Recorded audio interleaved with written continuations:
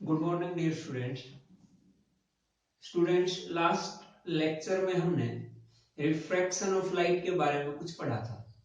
वहां हमने रिफ्रैक्शन के लॉज पढ़े थे और मेनली स्नेल्स लॉ के ऊपर ही हमने बात की थी और कुछ हमने न्यूमेरिकल्स किए थे। आज हम रिफ्रैक्शन को और आगे पढ़ेंगे और सबसे पहला जो टॉपिक रहेगा उसमें हम एक रेक्टेंगुलर ग्लास स्लैब लेंगे और उस रेक्टेंगुलर ग्लास स्लैब में से हम रिफ्रैक्शन देखेंगे और ऑब्जर्व करेंगे कि क्या चीजें वहां होती है। तो सबसे पहला जो टॉपिक रहेगा हमारा उसका नाम है refraction through a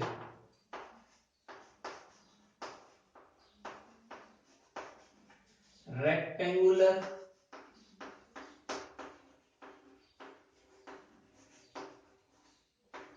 glass slab. एक रेक्टेंगुलर ग्लास स्लैब है जो कि आपको सामने दिख रही है। इस रेक्टेंगुलर ग्लास स्लैब में से हम रिफ्रैक्शन को ऑब्जर्व करेंगे। अब ये ग्लास, ये जो रेक्टेंगुलर स्लैब है ये ग्लास की बनी हुई है, तो यहां जो इसके अंदर का मटेरियल है वो तो है ग्लास और इसके बाहर जो मीडियम है वो है एयर और नीचे भी जो मीडियम है वो है एयर। मान लो कि यहां पे एक लाइट सोर्स रखा है यहां पे और यहां से एक लाइट रे यहां पे आके इंसिडेंट होती है। ये एक इंसिडेंट रे है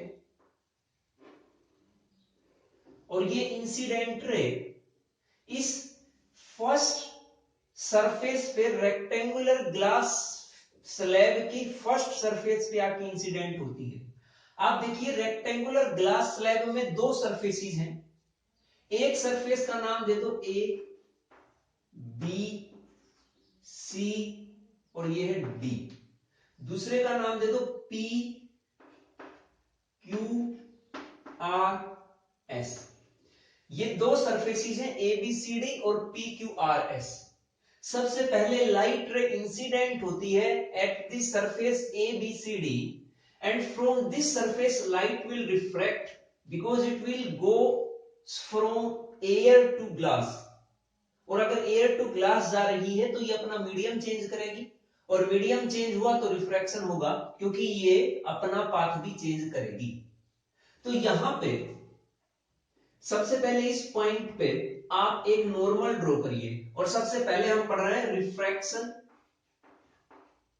यहां लिख रहा हूं नीचे रिफ्रैक्शन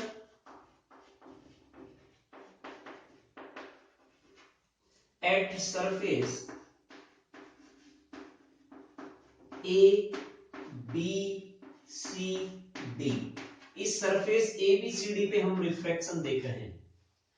सो सबसे पहले ये एक इंसिडेंट रे, इस इंसिडेंट रे के लिए आप एक नॉर्मल ड्रॉ करेंगे इस पॉइंट पे और ये आपका आएगा normal.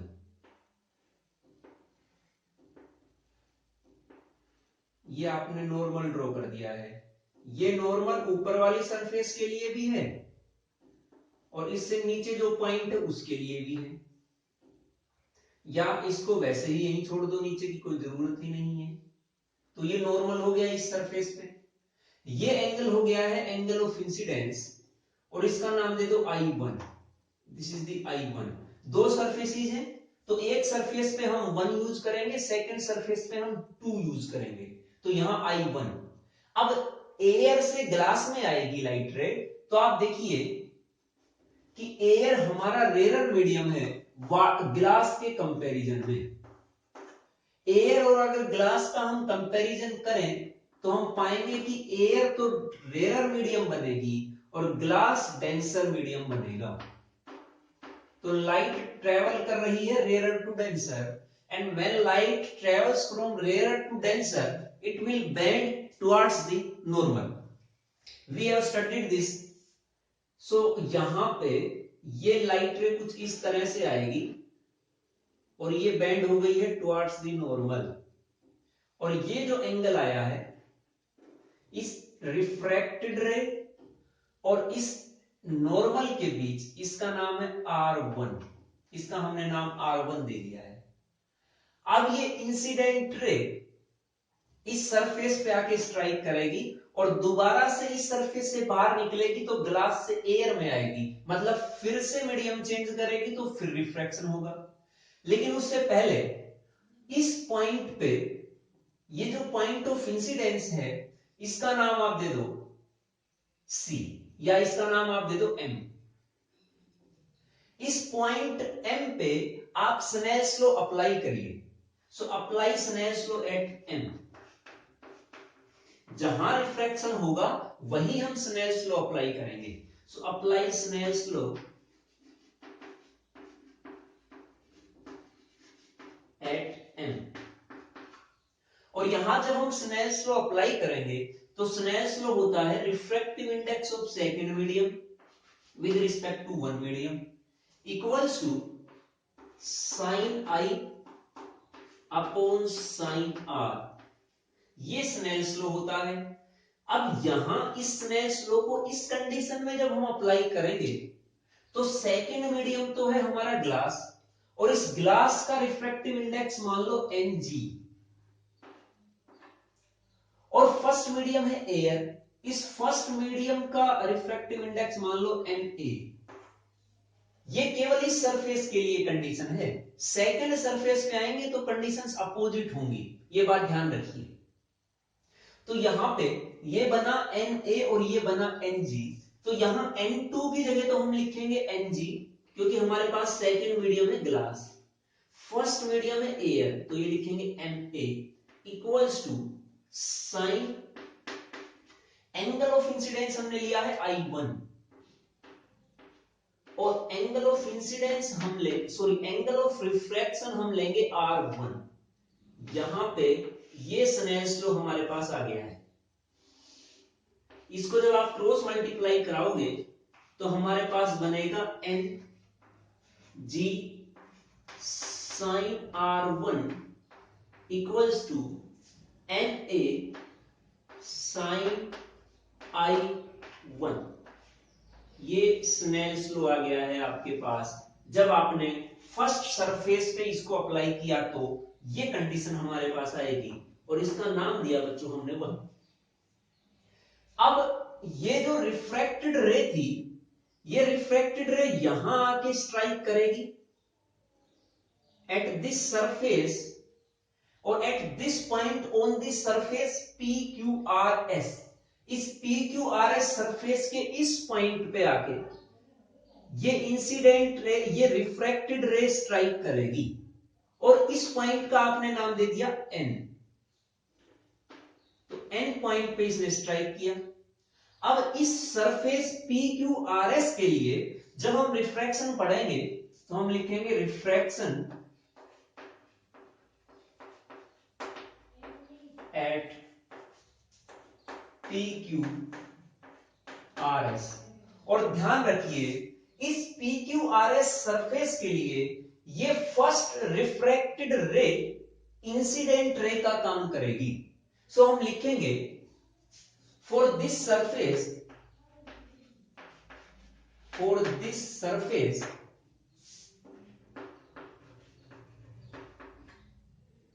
First refracted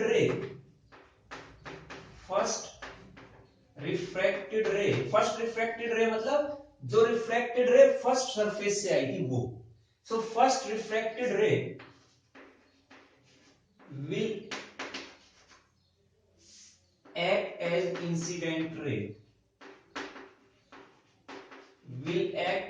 incident ray for surface PQRS। PQRS के लिए ये इंसिडेंट रे का काम करेगी। ये हो गया है। तो इस पॉइंट पे जब आप रिफ्रैक्शन देखेंगे तो ये पॉइंट ऑफ इंसिडेंस हो गया है, जिसको आपने नाम दिया N। इस पॉइंट ऑफ इंसिडेंस के लिए आप एक नॉर्मल ड्रॉ करिए। जब आप नॉर्मल ड्रॉ करोगे तो आपके पास कंडीशन आएगी कुछ इस तरह से।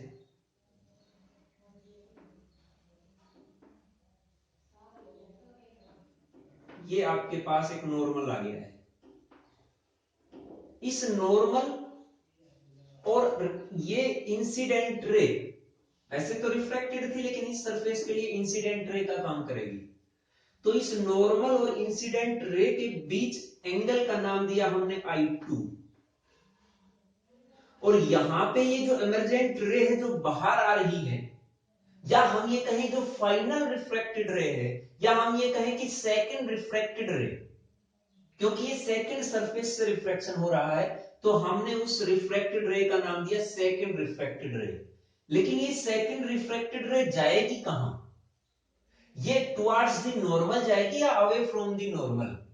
आप देखिए अब की बार लाइट रे ट्रेवल कर रही है डेंसर से रेयर में, और डेंसर से जब रेयर में आएगी तो यहां पे लाइट रे बेंड होगी away from normal, it will bend away from normal. This is the final refracted रे, और हम इसका नाम देते हैं एमर्जेंट रे। फाइनल रिफ्रैक्टेड रे का नाम दिया एमर्जेंट रे। और ये जो एंगल बनेगा, ये एमर्जेंट रे बोला तो इसका एंगल भी नाम दे दो एमर्जेंट एंगल, और इसको हमने डिनोट कराया ई से। है ये रिफ्लेक्टेड रे ही, लेकिन लास्ट में सबसे बाद में ये बाहर आ रही है, मतलब सब रिफ्लेक्शन होने के बाद ये जो रे आई इसका हमने नाम दिया एमर्जेंट रे, और एंगल को डिनोट कराया आई से। अब इस सरफेस के लिए आप स्नेल्स लॉ अप्लाई करिए। सो अप्लाई स्नेल्स लॉ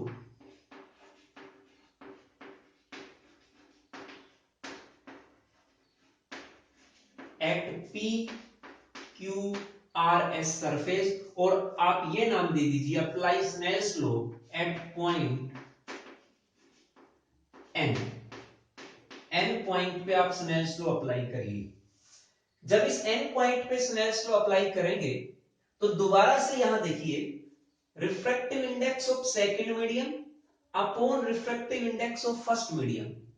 अब की बार सेकंड मीडियम का काम कौन कर रहा है? फर्स्ट सरफेस में सेकंड मीडियम था ग्लास और फर्स्ट मीडियम था एयर, लेकिन इस सरफेस में जब रिफ्रैक्शन होगा तो आपका सेकंड मीडियम तो बनेगा एयर, तो ऊपर लिखा सेकंड मीडियम का रिफ्रैक्टिव इंडेक्स, और फर्स्ट मीडियम है आपका glass, equals to sine I upon R होता है। यहां आई की वैल्यू है I2, एंगल ऑफ इंसिडेंस है I2, upon angle of refraction है E। आप इनको क्रॉस मल्टीप्लाई कराइए, आपको मिलेगा NA sine E equals to NG sine I2। अब इसमें आप देखिए ये जो एंगल R1 है, जितना ये एंगल R1 है क्या उतना ही एंगल I2 नहीं होगा? ये आपने मैथमेटिक्स में पढ़ रखे हैं। तो जितना एंगल ये R1 उतना ही एंगल ये I2। तो यहां हम लिखेंगे now angle R1 equals to angle I2। तो यहां पे आप इसमें I2 की जगह R1 लिख सकते हैं और हमें मिलेगा NA sine E equals to NG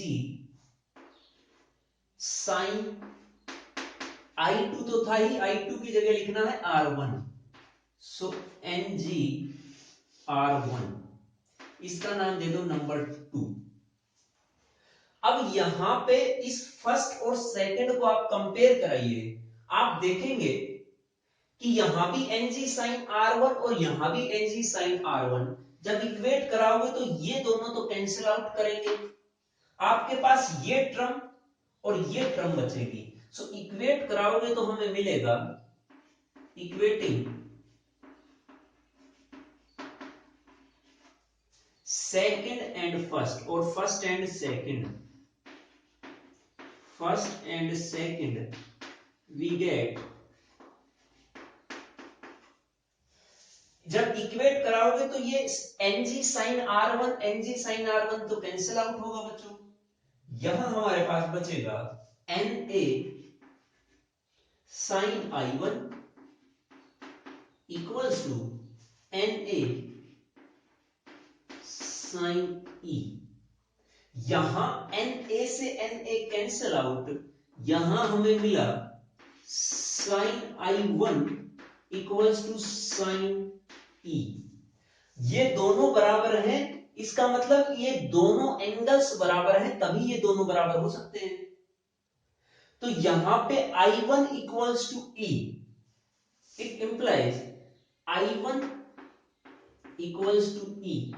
it means angle of incidence और initial angle of incidence equals to final angle of refraction. मतलब जितने एंगल पे लाइट इंसिडेंट हुई थी इनिशियली, रिफ्रैक्ट उतने ही एंगल पे होगी।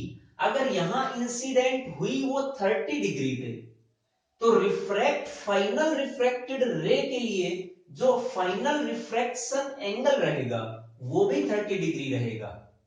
अगर incident ray initial incident ray के लिए इंसिडेंट एंगल था 60 डिग्री, तो फाइनल रिफ्रैक्टेड रे के लिए या इमर्जेंट रे के लिए एंगल रहेगा 60 डिग्री ही, दोनों बराबर रहेंगे। इसका मतलब ये है, मतलब जितने पे इंसिडेंट हुई थी उतने ही एंगल से रिफ्रैक्ट हो गई है। तो यहां पे एंगल सेम रहा, जितना एंगल यहां था उतना ही एंगल यहां रहा। It means there is no angular displacement. Angle अगर चेंज होता तो कुछ एंगुलर डिस्प्लेसमेंट आता।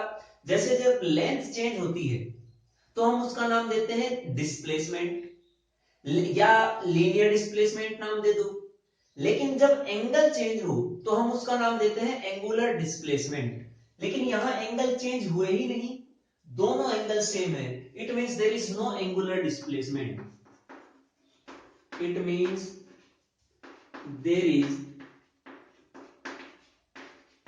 No angular displacement. यहां कोई एंगुलर डिस्प्लेसमेंट नहीं है। लेकिन एक डिस्प्लेसमेंट है और वो है लेटरल डिस्प्लेसमेंट। मतलब कुछ पोजीशन चेंज होगी कुछ। आप देखिए, ये जो इसकी ओरिजिनल डायरेक्शन थी वो ओरिजिनल डायरेक्शन थी कुछ इस तरह से।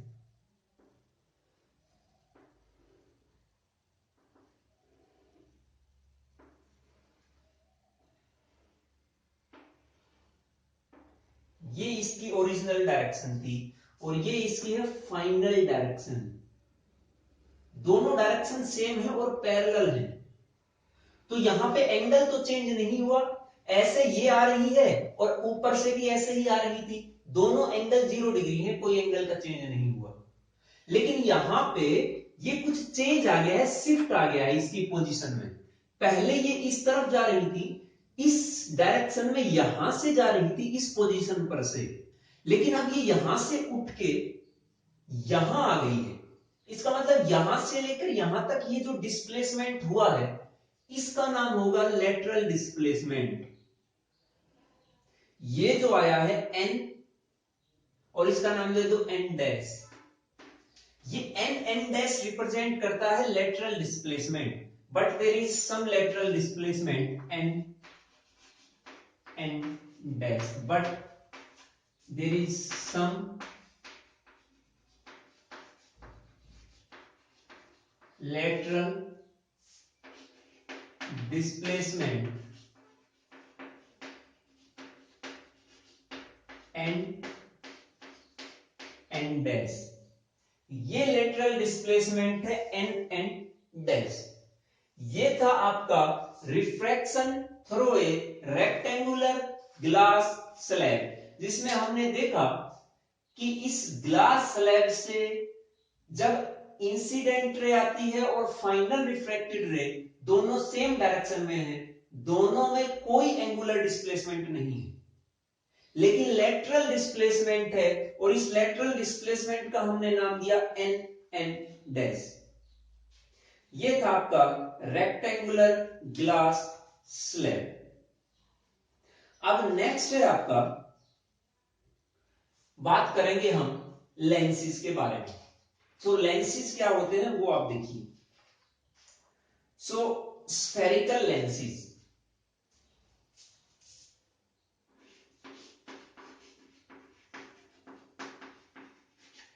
स्फेरिकल लेंसेज,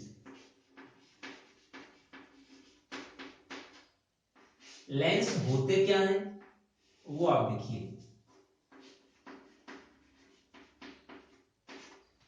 लेंस एक ऑप्टिकल डिवाइस है। ऑप्टिकल डिवाइस का मतलब ये ऑप्टिकल फिनोमिना शो करता है। ऑप्टिकल फिनोमिना जैसे रिफ्रैक्शन हो गया है, जो लाइट से रिलेटेड जो फिनोमिना है वो लेंस में हो सकते हैं।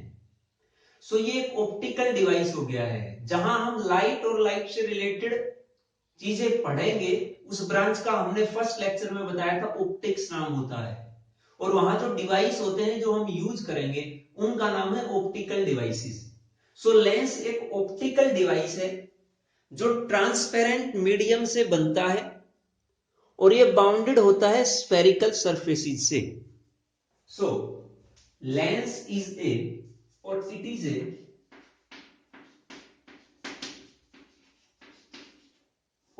optical device made up of transparent medium, transparent medium bounded by two spherical surfaces। दो spherical surfaces से ये बाउंड होता है। लेंस आप कहां यूज करते हैं? जो स्पेक्स होते हैं वहां आप लेंस यूज करते हैं। जो एस्ट्रोनॉमिकल ऑब्जेक्ट्स को देखने के लिए जो आप टेलीस्कोप यूज करते हैं उसमें लेंस होता है। जो छोटी से छोटी चीज देखने के लिए माइक्रोस्कोप आप यूज करते हैं उसमें भी लेंस होता है। यहां सब जगह हम लेंस का यूज करते हैं। तो हम लेंस के बारे में पढ़ेंगे कि लेंस क्या होता है। सो अब ये हमने लेंस की डेफिनेशन लिखी। अब लेंस स्फेरिकल सरफेसेस से बाउंडेड होता है और उसके अंदर होता है ट्रांसपेरेंट मीडियम। ये कैसे होता है आप देखिए। और यहां पे पहले ये देख लीजिए, इसकी दो टाइप्स होती हैं, टाइप्स ऑफ लेंस।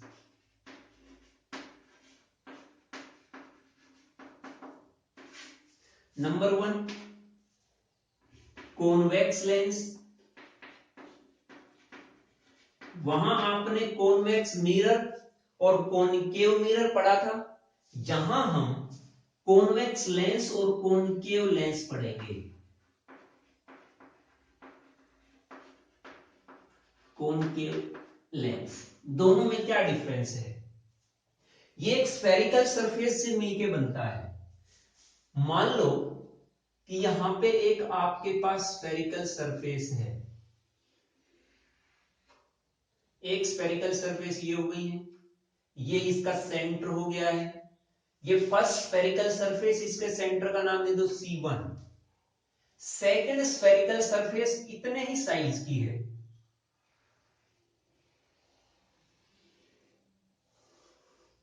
ये सेकंड स्फेरिकल सरफेस,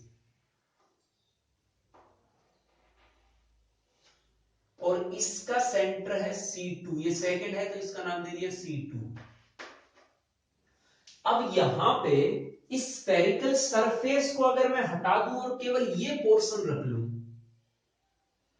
ये जो पोर्शन बना है ये दो स्फेरिकल सरफेसेस से, ये ग्लास का स्फीयर था और यहां ग्लास को हमने ट्रांसपेरेंट रखा है। तो यहां जो बीच में मीडियम होगा ये भी ट्रांसपेरेंट ही है और ये थिन लेंसेज हैं।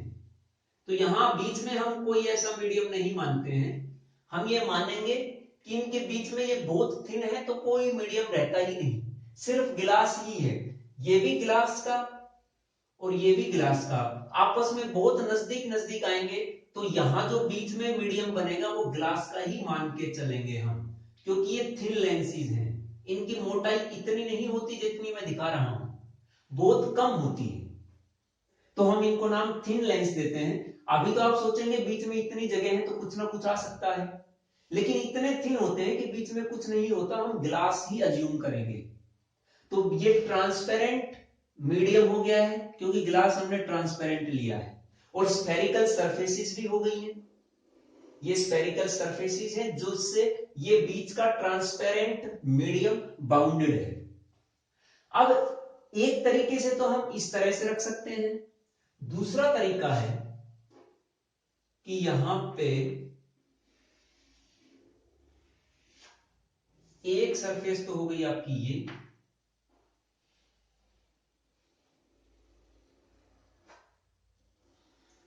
और दूसरी सरफेस मान लो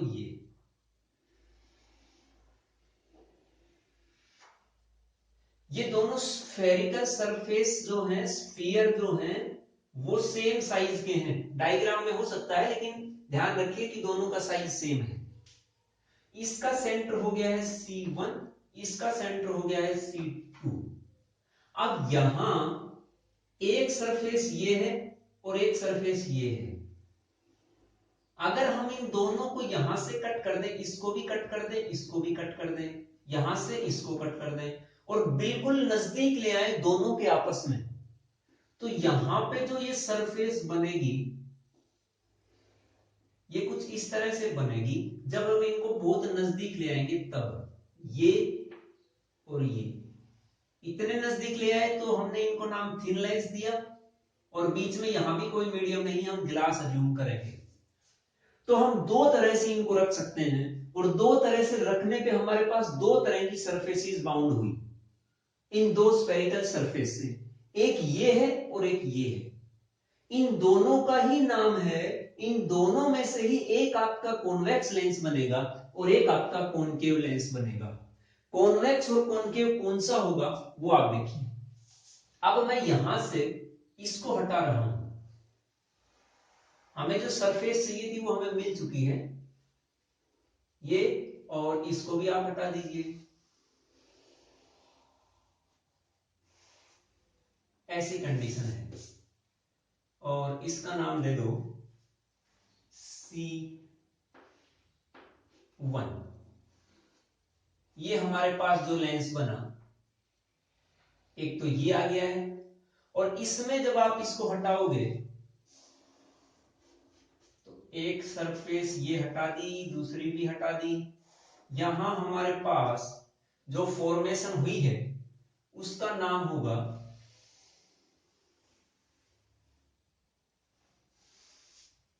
ऐसी कंडीशन है। तो इन दो स्फेरिकल सरफेसेस से दो तरह की हम बाउंडेड सरफेस मिली। एक तो ये इस तरह से हम बाउंड कर सकते हैं, एक इस तरह से। तो हम इन दोनों में से एक को बोलेंगे कॉन्वेक्स और एक को बोलेंगे कॉनकेव। कॉन्वेक्स जो बनेगा वो होगा ये, इसको हम नाम देंगे कॉन्वेक्स, और इसको हम नाम देंगे कॉनकेव लेंस। मतलब जो सरफेस, जो बाउंडेड सरफेस है उसमें अगर आप देखिए जो एजिस है वो तो थिन है लेकिन जो मिडल है वो थिक है, ऐसी कंडीशन हो तो हम नाम देंगे कॉन्वेक्स लेंस।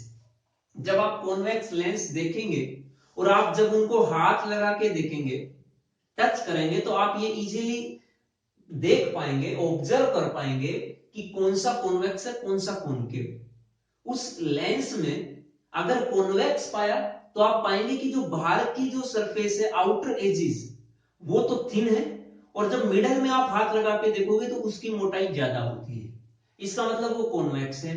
अगर उससे अपोजिट है कि एजिस तो आपके थिक हैं लेकिन जो मिडल है वो आपका थिन है, तो वहां पे बनेगा आपका कॉनकेव लेंस। जब आप लेंसेज को देखेंगे तो बहुत इजीली ऑब्जर्व कर पाएंगे। तो कॉन्वेक्स लेंस वो होता है which is thin at edges and thick from middle।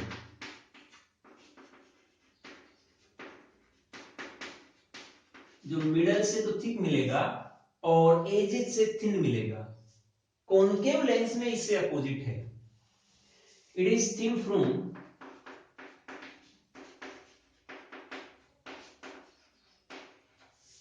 From middle and thick from edges, thick from edges. ये जो हमारे पास बनेगा इसका नाम होगा कॉनकेव और ऊपर वाले का नाम है कॉन्वेक्स। एक और नाम इन दोनों का होता है, जिस तरह से आपने मिरर में पढ़ा था, एक आपका था कन्वर्जिंग, एक आपका था डाइवर्जिंग, वैसे ही हम इस लेंस को भी नाम देंगे। एक का नाम देंगे कन्वर्जिंग और एक का नाम देंगे डाइवर्जिंग। मिरर में हमने कॉनकेव मिरर को नाम दिया था कन्वर्जिंग और कॉन्वेक्स मिरर को नाम दिया था डाइवर्जिंग। यहां हम उससे अपोजिट पढ़ेंगे, इसका मतलब कॉन्वेक्स लेंस तो बनेगा आपका कन्वर्जिंग और कॉनकेव लेंस बनेगा आपका डाइवर्जिंग। सो ये जो कॉन्वेक्स लेंस है ये तो है कन्वर्जिंग, इसे आप देखेंगे तो आप पाएंगे कि ये लाइट को कन्वर्ज करता है, और ये है डाइवर्जिंग, ये कंडीशन है। ये था आपका कॉन्वेक्स और कॉनकेव। अब यहां भी कुछ इंपॉर्टेंट टर्म्स पढ़ते हैं हम, उनमें से 2 टर्म हम आज पढ़ेंगे, उसके बाद नेक्स्ट लेक्चर में। सो सम इंपॉर्टेंट टर्म्स।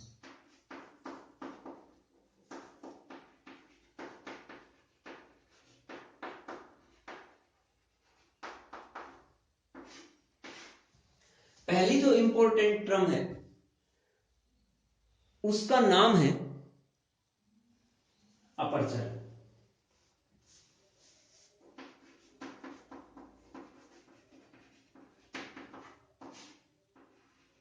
अपर्चर आपने मिरर के केस में भी पढ़ा था और अपर्चर आप लेंस के केस में भी पढ़ेंगे। दोनों में डिफरेंस क्या है? वहां पे आपने उस केस में, मिरर के केस में अपर्चर को बोला था कि वो एरिया मिरर के पास जो कि रिफ्लेक्शन के लिए अवेलेबल है उसको हमने नाम दिया अपर्चर। यहां अपर्चर वो एरिया बनेगा जो रिफ्रैक्शन के लिए अवेलेबल है। ये सरफेस, ये एरिया जो कि रिफ्रैक्शन के लिए अवेलेबल है, इसी का नाम है अपर्चर। सो यहां लिखेंगे the area available for refraction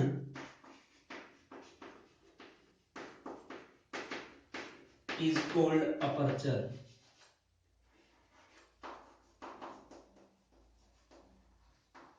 इसका नाम होगा अपर्चर।